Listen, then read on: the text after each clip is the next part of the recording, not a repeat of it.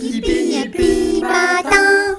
L'émission qui réveille tes neurones en douceur. Bonjour à tous, bienvenue dans cette émission de Yippie Matin. Je suis désolée, je suis un petit peu zébrée, mais bon, il y a beaucoup de lumière, ce serait compliqué. Et aujourd'hui, on va parler un petit peu de sororité, puisqu'on a invité dans notre émission une super invitée qui organise des choses très intéressantes qui s'appellent des cercles de femmes. On va en parler dans le fil de notre émission. Bienvenue Caroline. Bien, merci, bonjour. Bonjour. Et du coup, aujourd'hui, on voudrait un petit peu parler de toi. Je voudrais que très rapidement, tu te présentes et que tu nous proposes de nous expliquer un petit peu ce que tu fais. Ok, pour expliquer ce que je fais, je vais juste passer vite fait sur mon parcours. En gros, j'ai commencé par une fac de psycho après mon bac. Et rapidement, je me suis rendu compte que le format et que l'issue collait pas du tout à mes attentes. C'est-à-dire que dans ce que je voulais faire, je pouvais juste être à l'hôpital ou en cabinet. Et je voulais pas du tout ce format-là. Donc, du coup, j'ai validé ma première année. Et je suis partie dans des études beaucoup plus générales qui étaient une école de commerce où j'ai fait marketing et entrepreneuriat. J'ai un master. Et du coup, à l'issue de ça, je suis partie dans l'entreprise familiale parce que je voulais voir un petit peu ce qui s'y passait. Et je suis restée presque 12 ans dans l'agroalimentaire. Et durant cette période, eh bien, il s'est passé beaucoup de choses. Je suis tombée enceinte. Et j'ai eu une petite fille. Et durant ma grossesse, j'ai perdu deux piliers féminins qui sont mes grands-mères. Et c'était autant un chamboulement que je ne voulais pas en faire une affaire d'État parce que je voulais pas être triste pour transférer toute ma tristesse à mon enfant. Donc du coup, j'ai rapidement essayé de balayer tout ça. Et je pense que ça m'est revenu un peu plus tard d'ailleurs en boomerang, mais c'était une période où du coup j'ai pas fait le deuil et je suis passée à autre chose. Et après ça, j'ai accouché et Zoé avait à peu près 6 mois et j'étais au travail et j'ai commencé à perdre la vue. Ça a été progressif, mais l'issue de tout ça, c'était que j'ai perdu la vue. Et du coup, je suis partie faire des examens et tout, et le diagnostic est tombé, et on m'a diagnostiqué une sclérose en plaques. Ok, merci Donc, beaucoup de du coup, partager ces informations. C'est quelque chose de très profond et de très dur. Nos bah, auditeurs comprendront que du coup, tu es en train de partager des choses très personnelles. c'est personnel, et d'ailleurs, pendant au moins 2 ans, j'ai interdit à tout mon entourage d'en parler. C'est-à-dire que je ne voulais pas aborder le sujet, je voulais d'abord, moi, essayer d'intégrer tout et de passer à autre chose. Et donc, pendant 2 ans, je voulais pas qu'on me voie en victime, je voulais pas qu'on me voie comme quelqu'un de malade.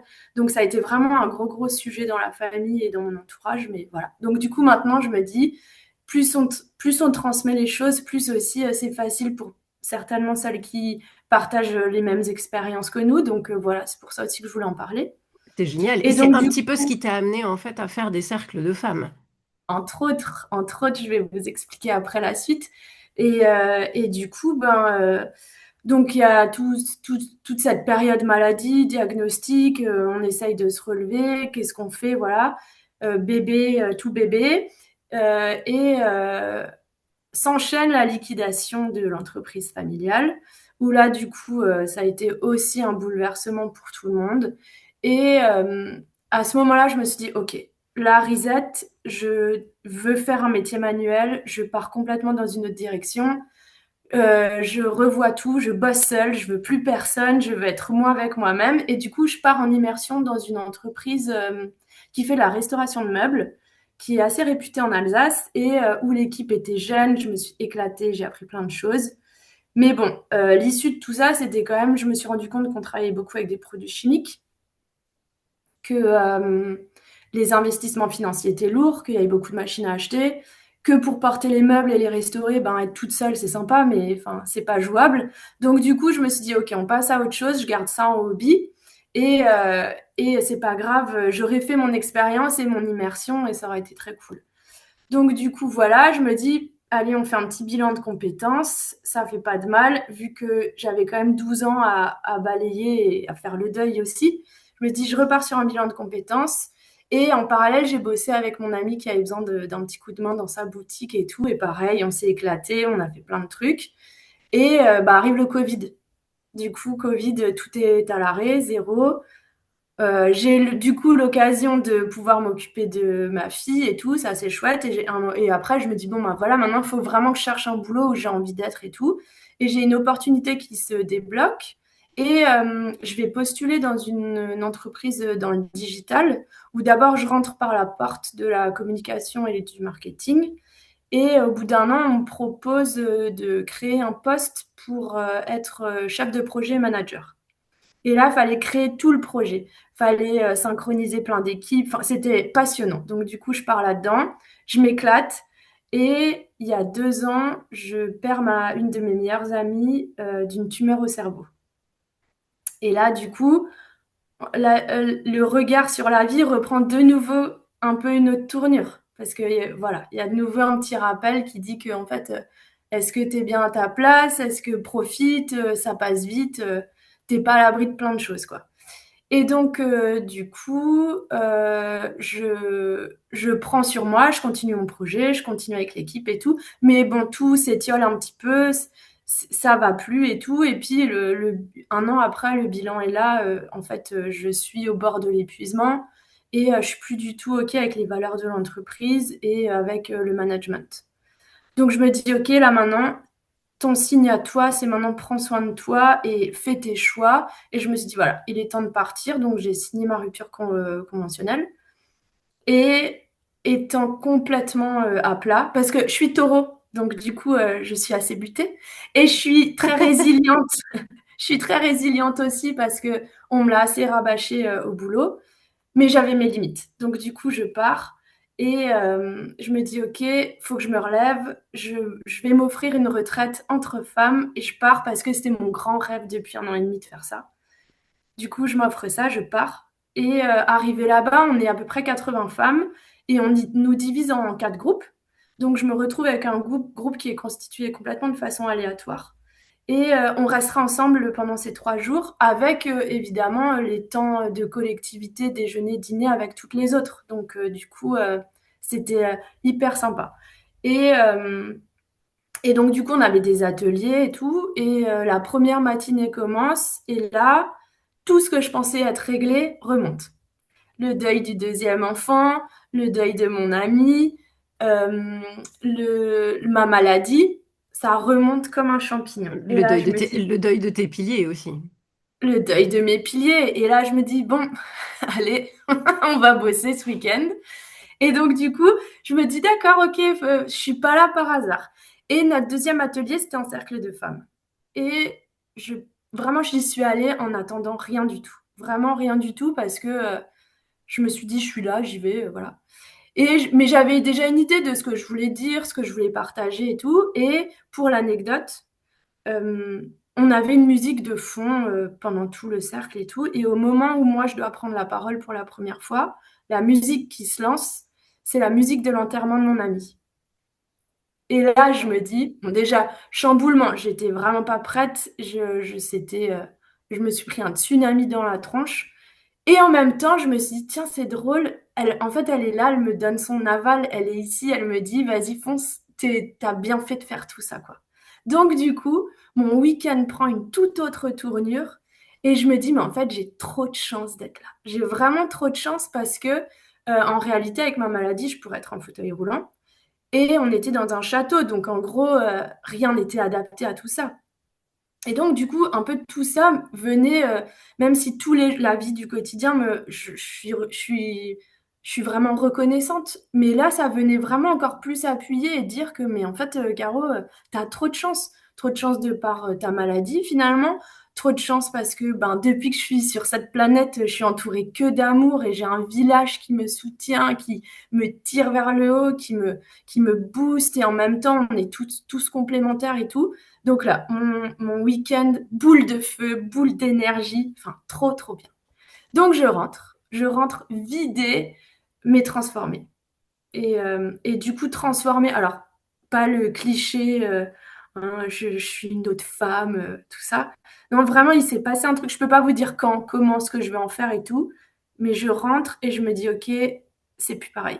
C'est plus pareil et du coup, ça infuse et tout et je me dis: «Mais en fait, c'est ça ce que je veux faire». c'est ça, je veux partager tout ça avec ces femmes, je veux... Parce que le premier truc que j'ai dit en rentrant à mes copines qui m'ont demandé comment c'était, ma première phrase, c'était les filles, je vous souhaite un jour de vivre ça. Vraiment, de vous faire ce cadeau et de partir, de faire tout ça, de le vivre, quoi. Je peux pas vous l'expliquer.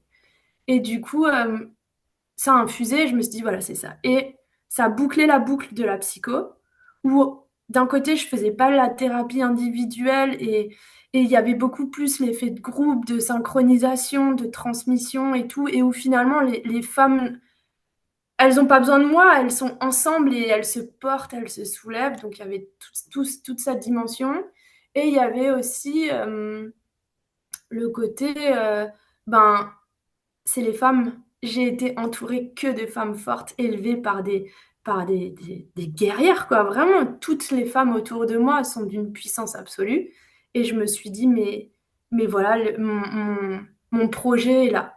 Et du coup, c'est comme ça que cette sororité est venue. C'est que, en gros, c'est ces cercles de femmes qui ont été une évidence. Et je me suis dit, mais c'est ça ce que je veux et, et c'est ce que je voudrais transmettre. Et donc, du coup, c'est arrivé comme ça et c'est pour ça que ça prend une telle place maintenant et que j'ai envie de faire tout ça. Voilà. Ok, ok. Et je pense aussi que, comme tu le disais, mon parcours pro et perso, cette synergie a fait que. Effectivement. Maud, est-ce que tu pourrais nous dire de quelle manière, en fait, on aurait pu voir ça dans son thème astral? Alors déjà, Caroline, tu as un thème qui est vraiment très intéressant. Je dis pas ça à tout le monde. Vraiment un thème, tu le disais, de guerrière toi-même. Je vais te parler de trois placements qui clairement font écho à ce que tu dis. Déjà, le premier, c'est le fait que tu es ton milieu du ciel. Donc c'est là où tu exprimes tes talents dans le collectif, qui est en bélier, conjoint à Vénus en maison 9. Donc ça veut dire que Vénus, c'est la planète de la féminité. C'est vraiment hein, la féminine du zodiaque, c'est l'énergie de la femme. Et la maison neuve, c'est le développement personnel. Donc clairement, ce placement, tu es venu prendre une place de leader féminine, une place avec en plus un soleil en maison 10 où on peut sentir une forme de mission. C'est pas une vie où on va, tu vas me dire tout de suite si ça te parle, où on va, voilà, on a cette envie de faire avancer les choses, de contribuer par ton travail et avec cette logique également de venir intuitivement révéler les femmes. Pour moi, il y a vraiment cette notion de chaman, cette notion de prendre vraiment cette place de pilier, tu le disais toi-même, pour le féminin, pour les femmes. Est-ce que tu te reconnais Bah, là-dedans? ça me touche beaucoup parce que en réalité, là, j'ai 41 ans et je me dis, en fait, il m'a fallu ces 41 ans pour que ça se révèle, en fait. Ou ces 40 ans parce que oui, ma retraite a été dans l'année des 40. Donc tout le monde m'a dit, tu fais la crise de la quarantaine, mais non, non, non, c'est pas ça. En fait, je pense qu'il y a beaucoup de gens qui ont cette croyance, et c'est un peu maladroit, en fait, de se dire qu'il y a un âge pour transformer, qu'il y a un âge pour vivre certaines expériences, et que, il faut absolument avoir fait des choses avant un certain âge. Enfin, comme s'il y avait une horloge qui tournait, et que cette horloge, si on n'avait pas rempli tous les camemberts de ce qu'on doit faire dans sa vie, eh ben, on avait une vie ratée, ou on avait quelque chose qui n'était pas concret ou bien réussi. Il n'y a pas d'âge pour faire des breakthroughs, pour faire des découvertes, pour faire des réalisations sur sa vie. J'ai connu des gens qui étaient d'un âge, qui avaient passé 70 ans et qui faisaient de la thérapie parce qu'ils avaient décidé de se révéler à la thérapie. Donc, il n'y a pas d'âge pour le faire. J'ai vu des enfants de 5 ans à venir justement dans des thérapies familiales avec des gens avec qui je travaillais qui me disaient des vérités incroyables. Ils avaient fait des réalisations incroyables à l'âge de 5 ans. Donc, il n'y a pas d'âge. Il n'y a pas d'âge pour réaliser des choses. Et je pense pas qu'il faille attendre une crise ou un truc. Effectivement, c'est un peu cliché parce que tu avais la quarantaine. Donc, je pense que les gens, ils rentrent facilement dans cette case. Mais en fait, il n'y a pas d'âge pour s'accomplir. Maud, je te redonne la parole, excuse-moi. Non, non, c'est super intéressant ce que tu dis. Alors déjà, on a vu, hein, tu as cette place de pionnière par rapport au féminin, vraiment cette place où tu as la capacité à aider les femmes avec cette dominante vénusienne, parce que Vénus est une de tes dominantes, donc tu es très liée au féminin. Tu as également, donc, dans ce deuxième placement que je veux énoncer avec toi, c'est ta dominante plutonienne également. Donc, cette capacité à se transformer, à aider les autres à se transformer. Tu as également beaucoup de placements en maison 4, en scorpion. La maison 4, c'est le ventre de la femme. D'un point de vue énergétique, c'est le transgénérationnel, c'est vraiment les origines. Et c'est lié encore une fois à cette place maternelle. Et tu as également une lune noire en maison 8. Donc, toi, tu es clairement venu vivre des transformations intenses. Tu l'as dit toi-même. C'est impressionnant ta capacité à te transformer pour toi et pour les autres. Et tu es vraiment une accoucheuse. Donc, cette place de doula, de chamane, comment est-ce qu'elle vibre pour toi? Bah, je trouve ça magnifique, je trouve ça magnifique et en plus, enfin, je rebondis là-dessus, mais quand je te disais que, enfin, quand je vous disais que mes grands-mères avaient vraiment une grande place, j'ai une de mes grands-mères qui est décédée quand j'étais enceinte de 3 mois de Zoé. Et bah, après-guerre, c'est elle qui accompagnait ses amis ou les femmes du village chez la personne qui pouvait les aider à avorter parce que ben elle pouvait plus avoir d'enfants. C'était trop en fait. Et ma grand-mère était dans la confidence et c'est elle qui prenait à charge les femmes et qui les emmenait là-bas pour qu'elles puissent un petit peu choisir leur vie et pas subir tous les enfants avec le mari qui est parti à la guerre ou mort ou peu importe, ou un second mari ou un troisième, enfin voilà. Et ma grand-mère avait déjà cette mission et je l'ai jamais su. C'est ma mère qui m'en a parlé il y a peut-être 1 an ou 2, quoi. Je le savais pas avant ça. Donc tu portais un petit peu en toi une forme d'héritage de la sororité, en fait. Bah, je ne sais pas. Visiblement, ça émerge dans les discussions comme ça et tout, mais c'est hyper touchant, en fait, du coup, d'entendre ça. C'est fou en fait de découvrir que finalement on peut avoir envie de prendre une voie, d'être très différent, de sortir d'une forme de déterminisme. Souvent on pense que l'astrologie ou toutes ces choses-là, ça peut être déterministe. Et puis finalement on peut se retrouver dans la situation où bah, ce déterminisme il a quelque chose de beau en fait. C'est une façon de dire qu'on a une espèce de chemin qui a été balisé pour nous, pour qu'on donne le meilleur de soi-même et qu'on s'épanouisse au maximum sur ce sujet-là. C'est très intéressant. Et en plus, ce que je découvre avec ce que dit justement Maud, c'est que c'était presque inscrit dans les étoiles pour toi. D'une certaine manière, il y avait une part de c'était ta mission et il fallait que tu l'accomplisses. D'ailleurs, Maud, une petite question, mais les placements au Vénus, c'est aussi des gens qui sont dans la séduction, c'est ça, hein? Oui. En effet, quand on est vénusienne, on peut avoir une forte attractivité. Comme tu l'as dit, Martine, on peut effectivement avoir cette sensualité énergétique. Les gens se sentent attirés vers toi. On sent cette réceptivité et tu peux également être quelqu'un de très séduisante en général. Ce qui est C'est super, gentil. Merci. ce qui est super intéressant. Et du coup, j'aimerais qu'on rebondisse un petit peu sur, bah, sur ce que tu as fait justement avant. Tu as eu un parcours professionnel qui a été quand même assez atypique pour arriver vers la sororité. Ça t'a permis en fait d'apprendre quoi pour pouvoir enrichir cette sororité. Tu veux dire par rapport à mes cercles de femmes? Oui. Bah, en fait, tout est dans le mécanisme et dans le fonctionnement du cercle de femmes. C'est-à-dire que déjà, moi, comme je l'ai vécu et comme je le perçois, c'est que c'est un moyen de se prioriser. C'est un moyen de se choisir et un moyen de se dire, OK, je m'octroie ce moment ou je m'octroie cette activité, mais comme tu peux aussi le faire avec un massage ou avec, peu importe, un ciné, mais déjà tu choisis d'y aller et ce cercle va te permettre d'avancer sur certaines choses et de découvrir, de te surprendre, enfin voilà. Et c'est aussi le moyen de te dire, OK, je veux poser mes limites, je veux poser mon cadre, je veux me respecter parce que ben, souvent dans le milieu professionnel ou familial, ben, on te piétine ou on te presse comme un citron ou tu arrives à des limites où tu te dis: «Mais en fait, je veux plus ça, je veux plus». Donc c'est aussi tout un moyen, un processus d'accepter, de te dire: «OK, je veux poser mon cadre sans être prétentieuse ou quoi», mais ça te et c'est pour ça aussi que, tu es patronne de toi-même. D'où Ouais, mon nom. j'aime beaucoup le nom de ton entreprise, c'est très intéressant. C'est justement ce côté qui rappelle en fait ce côté de on a peut-être été employé, on a peut-être travaillé dans des structures qui étaient peut-être toxiques et peut-être désagréables. Et d'une certaine manière, ce qu'on en a appris, c'est comment poser ses propres limites. Et au travers de ces cercles de femmes, tu permets de développer ce genre de choses aussi. Et puis parfois, on est comme toi dans des situations de la vie avec des deuils, avec des choses difficiles qui se passent dans notre vie. On se retrouve seul face à soi-même. Et du coup, ces cercles de femmes, ça a ce côté qui va permettre justement de partager cette expérience en commun, de vivre quelque chose en commun. Oui, alors le cercle de femmes, pour vous donner un peu le contexte, il est constitué de 3 tours de parole. Et du coup, ces 3 tours de parole sont distillés sur la séance où du coup j'intègre, de la danse, de la méditation, de la respiration. Enfin bon, ça varie en fonction du thème du cercle, ça varie aussi en fonction de mon mood à moi parce que si j'ai envie de mettre plus de feu ou de soleil, enfin voilà, ça dépend.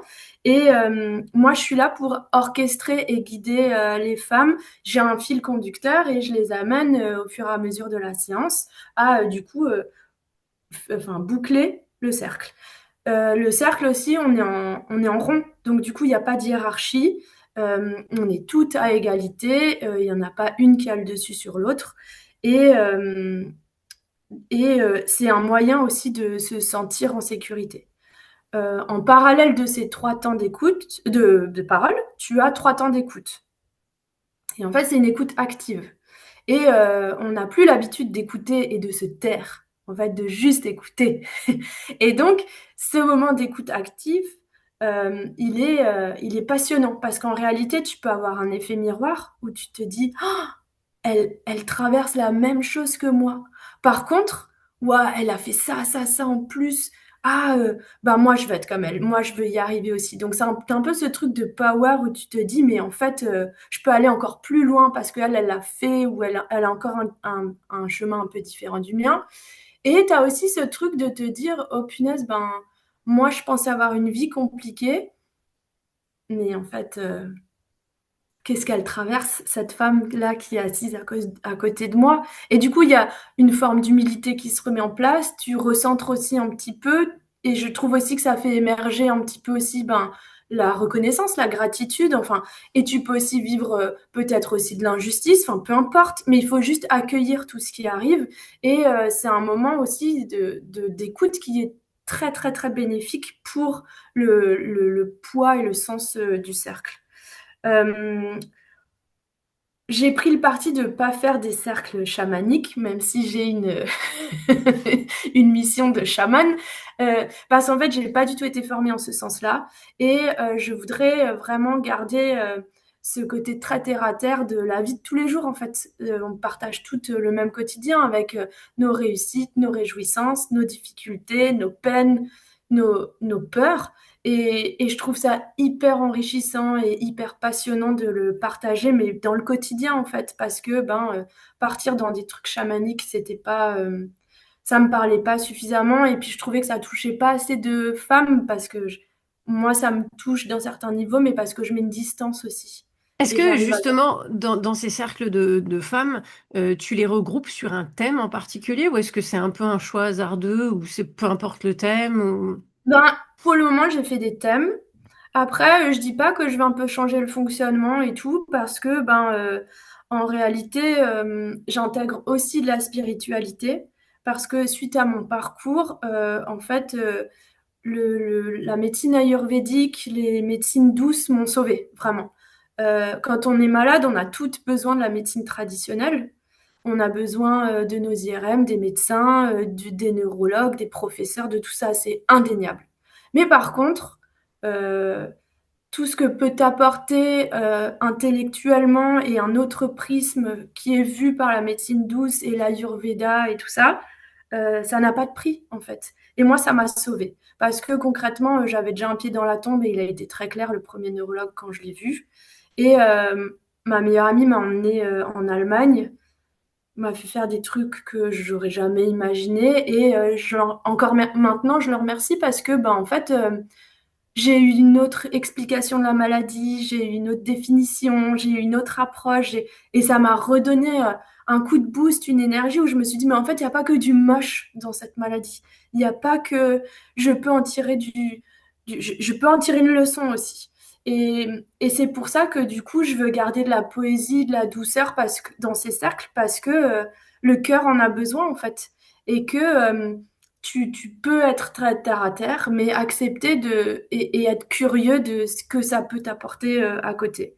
Je Donc pense que ça doit voilà, aussi et permettre de sortir complètement aussi de la solitude, c'est-à-dire quand on vit une épreuve comme la tienne, on finit par découvrir que bah, il y a beaucoup d'autres femmes qui sont autour, qui peuvent être des piliers, qui peuvent venir t'entourer, qui vivent des choses qui sont pas forcément similaires, mais qui peuvent être proches, qui peuvent permettre aussi de partager leurs connaissances et leur savoir, j'imagine. Enfin, ça, il y a un côté d'enrichissement en fait avec ces communautés qui vont donner leur expérience et puis leur soutien aussi, ce besoin de soutien, de se sentir entouré, de se savoir aussi pas seul, de se savoir pas en train de vivre quelque chose de façon complètement isolée du reste du monde. bah, c'est certitude. Et c'est aussi pour ça que ce projet me tient tellement à cœur, c'est que je regarde autour de moi et on a beaucoup de chance. Beaucoup de chance parce que nous, on est un vrai village, on est une tribu et tout ce dont tu parles, je l'ai autour de moi, mes amis l'ont et on a la possibilité de déposer absolument tout. Mais vraiment tout, sans tabou, on parle de tout. Même les trucs les plus gênants, on en parle. Et je me dis, mais combien de femmes n'ont pas... mais juste parce que peut-être tu déménages, en fait, et que tu construis ta vie ailleurs, et que je parle pas du tout de personnes non sociables ou de personnes qui arrivent pas à se créer des amitiés, c'est juste que bah, la vie fait que tu déménages quelque part, et bah ce village, tu l'as plus, et il faut le reconstituer. Et des fois, en fait, eh ben, savoir que tu as un endroit où tu peux aller comme ça, et clairement aussi te créer des nouvelles connaissances, et puis on sait comment ça fonctionne. Une personne t'amène à une autre personne et en fait, ah bah punaise, en fait, toi t'es là, mais moi je veux faire ça aussi. Bah, ça te crée de nouveau ton village. Donc je, je... ce projet, je le trouve passionnant sous plein d'angles différents. Oui, il apporte aussi le côté de, bah, si tu veux te faire des amis, c'est aussi un bon début pour démarrer et se faire des amis, surtout Oui, si oui, bah, si t'es une femme c'est et ça. que t'es un peu isolée et que tu te sens isolée, et du coup tu peux sortir de ton isolation grâce au cercle de femmes aussi. Donc ça a vraiment une portée multidimensionnelle. Et du coup, on en parlait lors de nos échanges pour la préparation de cette émission, il y avait quelque chose que tu disais qui était quelque part que bah, c'est important pour toi la sororité, mais en fait tu l'assimiles pas à du féminisme militant. Tu nous expliques? Non. Alors du coup, pour moi déjà la Non. sororité. Non, non, non, non. Mais c'est vrai, parce que en vrai, la sororité, pour moi, c'est une attitude, c'est une idée de solidarité entre femmes. C'est te soutenir, te protéger, te comprendre, t'écouter. euh, on se tire vers le haut, on se renforce mutuellement. Et, euh, et pour moi, clairement aussi, et on rebondit sur déjà ce qu'on a dit, mais c'est primordial aussi parce que ça brise de l'isolement. Donc, il y a plusieurs formes d'isolement. Tu as la violence, clairement, tu as toutes ces femmes qui sont violentées, mais tu as aussi un autre isolement qui est la maternité, le postpartum, parce que en réalité, tu peux être hyper bien entouré, et c'est quand même des périodes où tu peux te sentir seul au monde, parce que ben, tout ce que tu as traversé, vécu, c'est tes sensations, tes ressentis, ta mémoire cellulaire, et ton mari ou ton entourage a beau être le plus soutenant possible, il y a des choses qui t'appartiennent et que tu peux pas expliquer. Donc, il y a ça, ça lutte contre la rivalité, parce que ben, moi, enfin, quand j'observe autour de moi, je trouve que cette baisse de sororité fait que on est de plus en plus vicieuses les unes entre les autres. Et puis, il y a, c'est sournois. Le groupe de femmes a pris un côté sournois. Donc la sororité, je trouve qu'elle tend à effacer tout ça et à réduire la compétition. Ça permet aussi un espace de sécurité. Parce que, ben, en fait, si tu as des choses à déposer et que tu as peur de le dire à telle ou telle personne, ben, tu peux venir ici et en parler. Ça renforce ta capacité d'agir, ton estime que tu as pour toi aussi, parce que tu te dis, ben, en fait, tu t'arrives peut-être à une période où tu es accablé, et en fait, les femmes en face te renvoient tout le pouvoir qu'on disait avant. Et du coup, tu te dis, ben, en fait, ouais, moi aussi, je vais y arriver, moi aussi, j'en suis capable. Et puis, un gros volet important pour moi aussi, c'est que ça favorise la transmission. Ça favorise un espace de parole qu'on n'a plus, où à l'époque, en fait, les aînés étaient là pour transmettre aux juniors. Donc, que ce soit par la parole, par les actes, par les gestes, par l'enseignement, tout ce que tu veux, mais en fait, les générations d'au-dessus transmettaient, et ça, on l'a plus non plus. Donc voilà, et je pense que la sororité, elle est à remettre au cœur de tout, que ce soit au niveau perso que au niveau professionnel. Et, euh, et j'ai beaucoup d'entrepreneurs qui me disent que c'est une horreur de manager des équipes de femmes. Dans certains domaines d'activité, c'est une horreur. Mais parce que quoi? Parce qu'en fait, elles ont toutes peur l'une de l'autre et qu'elles ont, i- elles oublient qu'il y a de la place pour tout le monde. Elles oublient, il y a plein de choses qui ont été effacées durant toutes ces décennies. Et en fait, il faut en reparler. Et donc ça, pour moi, c'est la sororité. Et le féminisme de l'autre côté, c'est plus une lutte. C'est plus un combat pour quelque chose. Et pour moi, tu peux être dans la sororité sans être féministe. Et, et c'est pour ça que... Pardon?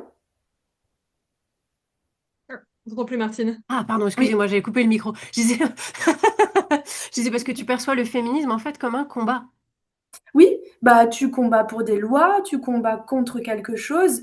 Et pour moi, en fait, c'est vraiment une démarche politique pour moi, le féminisme. Et en fait, dans mon cadre-là, la sororité, et c'est pour ça que je voulais en venir à ça, c'est que pour moi, j'exclus pas du tout l'homme dans tout ça. Mais je pense pas L'homme que a... le féminisme, ça soit d'exclure l'homme, hein, qu'on soit bien clair. Non, Le féminisme, mais c'est aussi créer une forme d'égalité, en fait, entre les sexes ou les genres, du moins, c'est-à-dire de permettre que l'homme ait aussi sa place, hein. Je pense pas que le féminisme, je pense qu'il y a une vision qui est un peu extrême du féminisme aujourd'hui, qui est un peu cette notion de c'est un espace où on veut faire du mal aux hommes, etc. Non, c'est de faire reconnaître, en fait, le vécu des femmes. Je pense pas tellement que des cercles de femmes soient si loin, en fait, d'une démarche féministe, mais d'une démarche féministe qu'on appelle pacifiste en fait, qui va être bah, plus c'est ça. dans la démarche de créer quelque chose qui va créer un espace pour que les femmes puissent exprimer des vécus et des choses qu'elles ont qui ne sont pas toujours reconnues. Et je pense que c'est ça aussi le féminisme. C'est parfois ce côté un peu silencieux et pas forcément que ce côté militantiste, etc. Donc c'est pour ça que toi, en fait, tu ne fais pas du militantisme, mais d'une certaine manière, dans la sororité, tu apportes une dimension aux femmes qu'elles n'avaient pas et sur lequel il était difficile de trouver leur place. Ben oui, et parce que en fait, on a perdu notre place. Donc du coup, alors, on a perdu notre place parce qu'en fait, l'histoire du cercle de femmes, il est magnifique. C'est-à-dire qu'il y a des décennies et des décennies dans les tribus, ces cercles de femmes s'appelaient les tentes rouges. Et du coup, ces tentes rouges, c'était un endroit, un moment où toutes les femmes de la communauté se retrouvaient et célébraient leur menstruation. Parce qu'on sait toutes que quand on vit en communauté, on est toutes réglées les unes sur les autres. Et clairement, par exemple, l'équipe féminine de basket, je crois l'équipe de France, elles sont toutes calées les unes sur les autres. Moi, au boulot, avec mes collègues, on était calés ensemble. Donc, c'était assez drôle. C'est une anecdote, mais pour dire que du coup, à l'époque, ces tentes rouges, c'était des moments où les femmes se retrouvaient. Donc, c'était des moments de parole, d'intimité, de partage, de transmission. Et les hommes étaient dehors et attendaient que cette période passe et ils veillaient sur les femmes. Et donc, pendant... C'est même un truc, je pense, qui est encore plus ancien. Dernièrement, il y avait quelqu'un qui m'en parlait, je me souviens plus qui c'est qui a fait cette théorie, mais qui disait que dans les grottes, en fait, quand on trouve des gravures sur les murs, en fait, au temps préhistorique, on voit des mains qui sont dessinées. On pense que c'est même dans ces débuts de tente rouge, en fait. C'est-à-dire que c'est des regroupements de femmes qui se retrouvaient dans les grottes, parce que c'est des toutes petites mains qu'on retrouve sur les murs, ou des mains qui sont pas très grandes, très féminines, très fines. Et en fait, on se rend compte que c'est peut-être justement lors de ces ateliers-là, entre guillemets, qui existeraient déjà depuis des temps préhistoriques. Donc c'est quelque chose d'extrêmement inscrit presque dans notre épigénétique et dans notre ADN. Et oui, on a toujours, jusqu'à ces dernières décennies, on a toujours été rassemblés, on s'est toujours fédérés. Et là, en fait, donc ces moments-là, c'était des femmes visionnaires, elles étaient en relation directe avec la nature, elles vivaient par les cycles et tout. Et les hommes attendaient avec impatience qu'elles ressortent de ce moment-là pour dire, OK, quelles sont les prévisions pour le mois? Au niveau du climat, au niveau de la culture, au niveau du clan, qu'est-ce que vous avez vu, qu'est-ce que vous ressentez et tout parce qu'elles avaient du coup 8-10 jours pour discuter de tout et de rien, de se transmettre et tout. Et en fait, la femme était le pilier de tout ça. Toute la communauté ne se référait qu'aux intuitions et aux ressentis et aux visions de la femme. Et on a perdu tout ça parce que du coup, le patriarcat a pris le dessus. Là, maintenant, on est élevé comme le chef et le chef de famille étant le père de famille. Mais en réalité, celle qui relève, celle celle qui soutient, celle qui cajole, celle qui reprend toute la famille en main quand il y a un problème, celle qui fédère, c'est la femme. Donc c'est pour ça que pour moi, c'est juste une question de sororité, de juste être ensemble. C'est pour ça que le féminisme, je l'ai un peu mis de côté parce qu'il a une connotation que j'ai pas envie de développer durant les cercles et tout. Et c'est juste aussi que ben, l'homme l'homme a toute sa place là-dedans aussi et que à l'heure actuelle, faut pas oublier que 70% des entrepreneurs, c'est des hommes. Et l'entrepreneur, c'est celui qui est au front, c'est celui qui essore toutes les responsabilités, c'est celui qui prend les plus grosses décisions, c'est celui qui doit assumer les échecs et assumer les échecs pour son entreprise et aussi pour les familles. On n'est pas très représentatif là, du coup, Maud et moi, en tant qu'entrepreneurs. Mais non, Et puis même toi, mais, le Caroline, mais c'est mais rigolo, effectivement. les chiffres, c'est ça. Et en réalité, bah, eux, ils n'ont pas d'espace pour libérer la parole. C'est vrai, et Et- ça manque de cercles d'hommes, je suis assez d'accord. mais oui, Je serais ravie de voir des cercles d'hommes un petit peu plus souvent basés sur le même fonctionnement aussi que la sororité, c'est en vraie fraternité, mais des cercles d'hommes pas masculinistes, d'être vraiment des cercles d'hommes qui sont là pour révéler la puissance du masculin. bah, Et du bien coup, sûr. j'en profite pour rebondir parce que nous arrivons à le terme de notre émission. L'émission précédente, notre invité nous a produit une question à te donner pour pouvoir réfléchir et pour pouvoir terminer et clôturer cette émission. On le remercie beaucoup. La question, c'est, et on aimerait bien que tu y répondes, et tu peux répondre aussi, Maud, et je me permettrai d'y répondre. Est-ce qu'on peut vivre sans pulsion? Alors là, mon cœur te dirait non. Impossible, c'est pas possible. Quand t'es habité par le feu, le soleil, que c'est pas, enfin, moi je conçois pas. Bah, en fait, elle est drôle cette question parce que je me dis toujours que je suis entourée que de gens qui organisent, qui planifient, où tout est mesuré au cordeau, tout est hyper bien organisé. Donc c'est hyper sympa d'être entourée par des femmes comme ça parce qu'en réalité, tu peux vraiment te reposer sur elles pour beaucoup de choses. Mais je trouve que ben il manque du coup cette pulsion, cette spontanéité, la place à la liberté de te dire, mais en fait, non, on fait pas ça, on fait autrement. Et non, pour moi, je rebondis sur ce que tu disais C'est la l'ascendant dernière lion fois. qui parle. C'est ça. Je, je conçois pas la vie sans pulsion, mais